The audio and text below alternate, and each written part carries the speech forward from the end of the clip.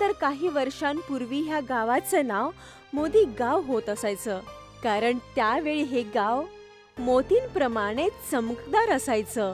कारण प्रत्येक ठिकाणी हिरवळ होती, मोठं मोठं जंगल असायचं. सगळे गावकरी आनंदी असायचे. पण एक दिवस अचानकपणे ह्या गावामध्ये एक विदेशी राहण्यासाठी आला आणि ह्या गावामध्ये त्याची नजर लागली. ओ माय गॉड, हे गाव तर खूपच सुंदर आहे. हो सर, गाव तर खूपच सुंदर आहे. यामुळं तर याचं नाव मोती गाव आहे. पण मला माफ करा, मी तुम्हाला ओळखलं नाही. कसं काय ओळखणार? पहिल्यांदाच तर मी या गावात आलोय. खरं तर मी तर राहणारा नाहीये, लांब शहरातून आलो आहे. अच्छा, तर तुम्ही फिरायला आला आहात? खरं सांगू तर हो, पहिले मी इथं फिरायलाच आलो होतो, परंतु आता...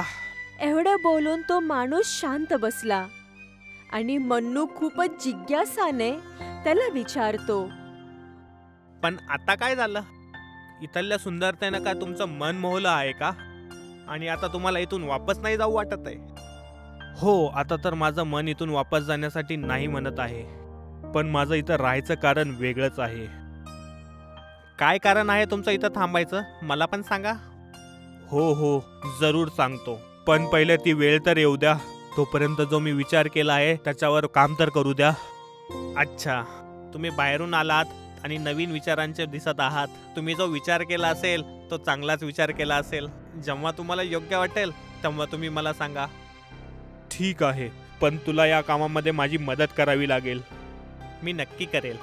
तुम्हाला जी मदत पाहिजे ती नक्की करेल. ठीक आहे, तर मी लवकरच तुला भेटायला येतो.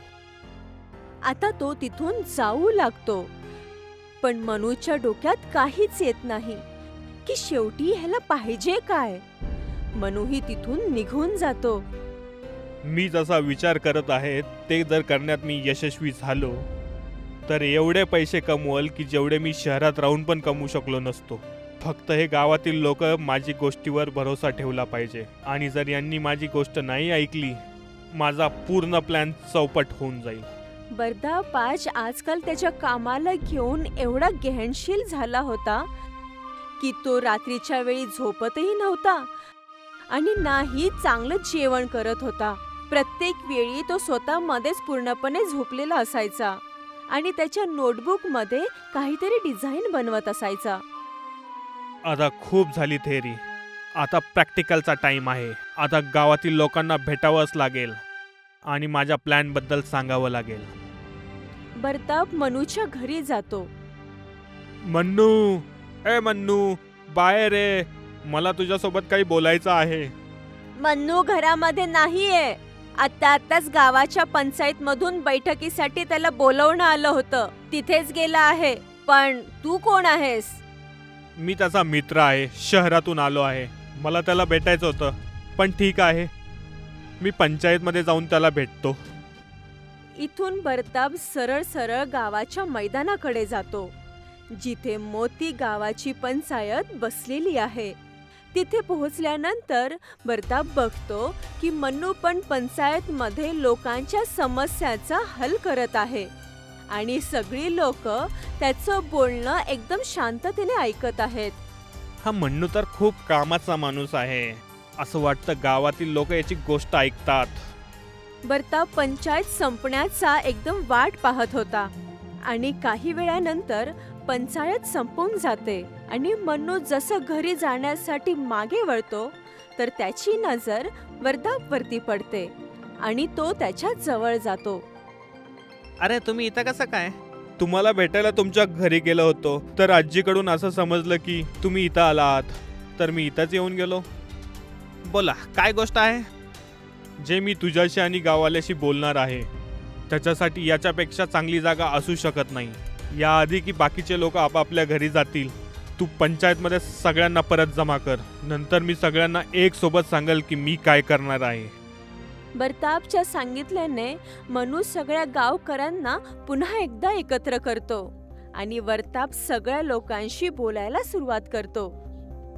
मी शहरातून आलो आहे आणि या गावाचा विकास करायची इच्छा आहे.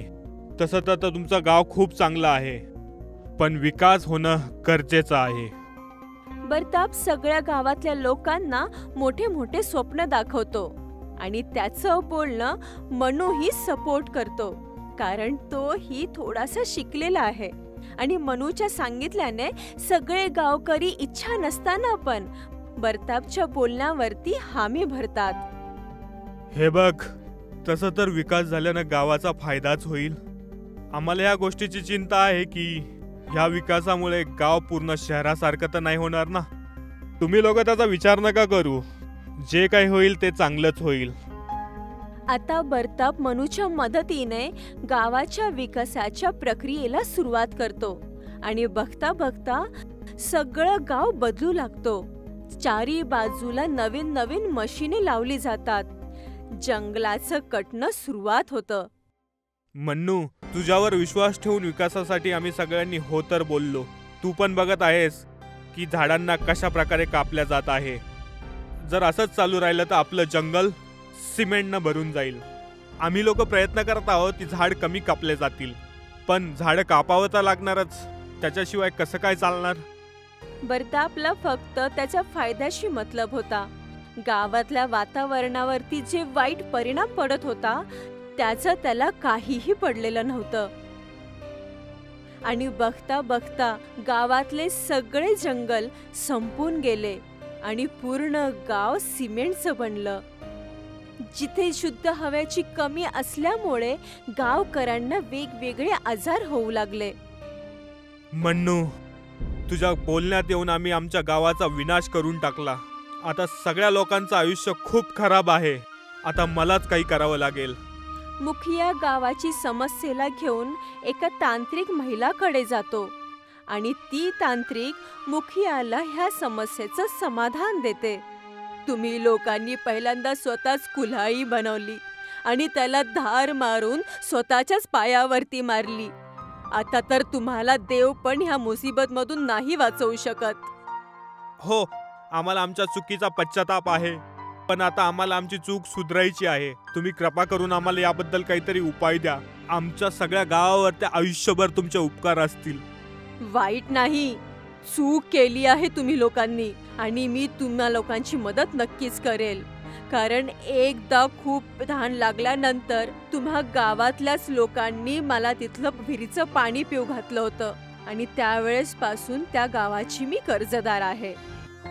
ती तांत्रिक महिला मुखियाला एक ताबीज मध्ये काहीतरी बांधून देते. हे ताबीज मला माझ्या गुरुने दिलेलं होतं. यामध्ये मी देवी माच्या पायाखालच्या मातीला मंत्रोचा जाप करून बांधलेला आहे. तू ह्या ताबीजला गावातल्या जंगलामध्ये बुजव. मला काही समजलं नाही. याच्यामध्ये तर तुम्ही माती भरली आहे ना. तुमच्या म्हणण्यानुसार जर मी याला लावलं, यानी मातीचे झाड उगतील आणि यानं माती होईल. हो, त्यासाठीच मी तुलाही मिट्टी भरलेला ताबीज दिला आहे. पण आम्ही माती उगून काय करणार. आम्हाला आमच्या गावाला परत हिरवं करायचं आहे. माती उगून काळं नाही करायचं. अच्छा, तर तुम्हाला डायरेक्टली जेवण करायचं आहे आणि कष्ट नाही करायचं. विसरला की तुमच्या गावाचे काय हाल झालेत.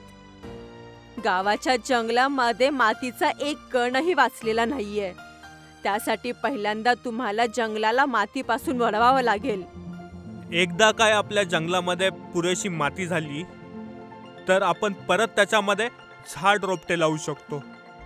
हो, खरं तर तुम्ही एवढे मोठे मूर्ख नाही आहात जेवढं मी तुम्हाला समजत होते. पण एका गोष्टी लक्षात ठेवा, जोपर्यंत जंगलाच्या धर्तीवरती खून मिट्टी जमा नाही होणार तोपर्यंत झाडी रोपटं उगवू नका, नाहीतर ती लवकरच वाळून जातील. मला समजलं. तसं पण आम्ही आमच्या गावातील मातीला सिमेंटनं बदलून खूप मोठी चूक केली आहे. आता आम्ही परत कोणती चूक नाही करणार.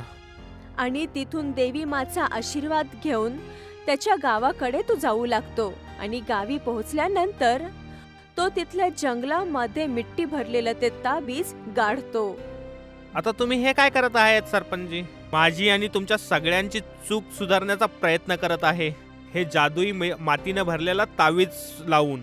आणि जसं मुखिया त्याच्यावरती पाणी टाकतो तिथून मिठीचे झाड वाढायला सुरुवात होते. तुम्ही हे काय करत आहेत? मातीचे झाड लावत आहेत? आपल्याला तर फळ आणि भाज्या लावायला पाहिजेत. बिना मातीचं फळं झाडं काय या सिमेंटमध्ये लावशील? पहिले आपण माती लावूया आणि त्यानंतर फळं झाडे. समजलं? हो समजलं. आता चुपचाप जाऊन विहिरीतून पाणी आणून याला टाक. थोडं कमी बोल. तुझ्यामुळं गावाची ही परिस्थिती झाली आहे. जर तू त्या दिवशी त्या परदेशी व्यक्तीचं समर्थन नसतं केलं तर आज ही वेळ आली नसती. मला माफ करा सरपंचजी. आजच्या नंतर अशी कोणती चूक नाही करणार. करशील तेव्हा ना, जेव्हा आम्ही करू देतील. तुम्ही थोडं शिक्षण काय घेऊन येता आणि स्वतःलाच भगवान समजता. देवाने बनवलेल्या या दुनियाला तुम्हाला वाटेल तसं बनवायचा विचार करता. मुखियाजीचं वाढलेला राग पाहून मनू चुपचाप तिथून निघून जातो आणि गावातल्या विहिरीमधून पाणी भरून ह्या जादुई मिट्टीच्या झाडाला टाकतो. जसं जसं त्या झाडावरती पाणी पडतं तसं तसं ते झाड मोठं होऊ लागतं. चूक आपल्या सगळ्यांची झाली आहे. सामना पण आपण सगळे मिळून करू. ते मातीचं झाड मोठं होतं आणि त्यामधून मातीचं फळ आणि बीज बनू लागतं. सोबतच त्याच्यावरती पानंही मातीचीच होतात. भलं हो त्या तांत्रिकाचं, ज्याने आपलं गाव वाचवायला मदत केली आहे. नाहीतर आम्हाला हे गाव सोडून दुसरे कुठं जावं लागलं असतं. आता गावातल्या जंगलामध्ये पर्याप्त मिट्टी जमा झालेली आहे. आता आपल्याला फळभाज्या लावायला पाहिजेत आणि पाऊस पण सुरू होणार आहे. सगळे लोक आता जादुई मिट्टीच्या जंगलामध्ये फळ आणि सब्जीचे बी रोवू लागतात आणि बघता बघता सगळे बीज मोठे होऊन पेड़ आणि पौधे बनू लागतात. आम्हाला तर फळ आणि सब्जी सोबतच घास आणि छायादार झाडं पण उगवायला पाहिजेत, कारण खूप वेळ झाली आपल्या जनावरांनी पण हिरवा चारा पण खाल्लेला नाहीये. ते बिचारे खूप दुबले पतले झालेले आहेत. हो हो, का नाही. आपल्याला आपल्यासोबत आपल्या जनावरांचा पण विचार करावा लागल. तसं पण आपल्या चुकीची सजा ते बेजुबान जनावरांना का? या जादुई मिट्टीच्या जंगलामध्ये हिरवे घासवाली झाडं पण एकदमच मोठी होतात. हे बघून सगळे गावकरी आनंदी होतात, कारण तेच शहर पुन्हा एकदा सुरू होते, जे की आजपासून काही वर्षापूर्वी इथं होत होती. आता सगळी लोक त्यांच्या त्यांच्या घराकडे जाऊ लागतात आणि जंगलामध्ये लावलेली झाडं पुन्हा एकदा गाव हराभरा होऊन जातं. सोबतच त्या जादुई मिट्टीच्या झाडाने आता ती लोक माती घेऊन त्यांच्या त्यांच्या बगीच्यामध्ये टाकतात, कारण त्यांचा बगीचा पण खूप जास्त भाजी उगेल. आता मला समजलं आहे, प्रकृतीसोबत छेडछाड करणं आपल्या स्वतःसाठीच हानिकारक आहे. हो हो, हीच गोष्ट आपण आपल्या मुलाबाळांना पण शिकवू की शिक्षण घेणं चांगली गोष्ट आहे, पण त्या शिक्षणाचा उपयोग प्रकृतीच्या विकासासाठी करायला पाहिजे, नाहीतर त्याच्या विनाशासाठी नाही. मोती गाव पुन्हा एकदा एका मोतीसारखं चमकू लागतं आणि सगळी लोक आनंदाने त्यांचं आयुष्य जगू लागतात.